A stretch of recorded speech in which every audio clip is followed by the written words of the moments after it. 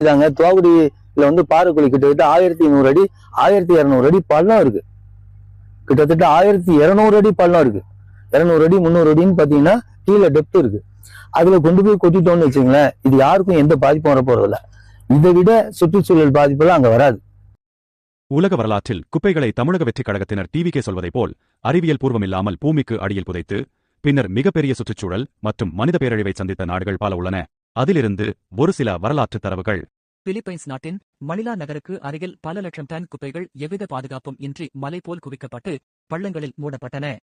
2000ஆம் ஆண்டில் பெய்த கடுமையான மழையின் போது குப்பைகளின் அடியில் தேங்கியிருந்த மீத்தேன் வாயுவின் கடுமையான அழுத்தத்தினாலும் குப்பையின் எடையினாலும் அந்த ஒட்டுமொத்த குப்பை மலையும் சரிந்து பயங்கர நிலச்சரிவை ஏற்படுத்தியது.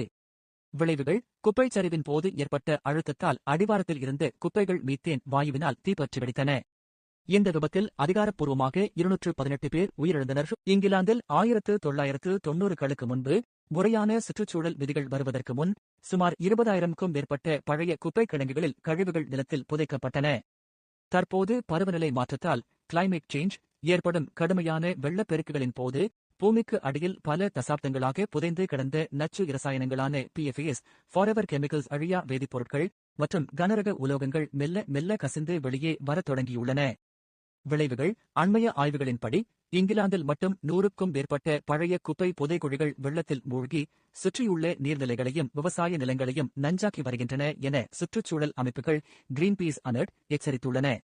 இப்பொழுது வரை இங்கிலாந்து மீள முடியாத பேரழிவினால் தவித்து வருகிறது. நம் நாட்டிலும் பாதுகாப்பு உரை லைனர்ஸ் இல்லாமல் குப்பைகளை கொட்டி மூடியதால் நிலத்தடி நீர் முற்றிலும் அழிந்ததற்கான சான்றுகள் உள்ளன. டெல்லி ஓக்லா மற்றும் பால்ஸ்வா, டெல்லி லேண்ட்ஃபில்ஸ் இந்த இடங்களில் முறையான பாதுகாப்பு இல்லாமல் குப்பைகளை கொட்டியதால் அங்கு உருவான லீச்சேட் நச்சுநீர் நிலத்தடி நீருடன் கலந்தது. ஆய்வகங்களில் இந்த நிலத்தடி நீரை சோதித்த போது அதில் குளோரைடு, இரும்பு, நிக்கல், ஈயம் போன்ற கனரக உலோகங்கள் அனுமதிக்கப்பட்ட அளவை விட பல மடங்கு அதிகமாக இருந்தது கண்டறியப்பட்டது.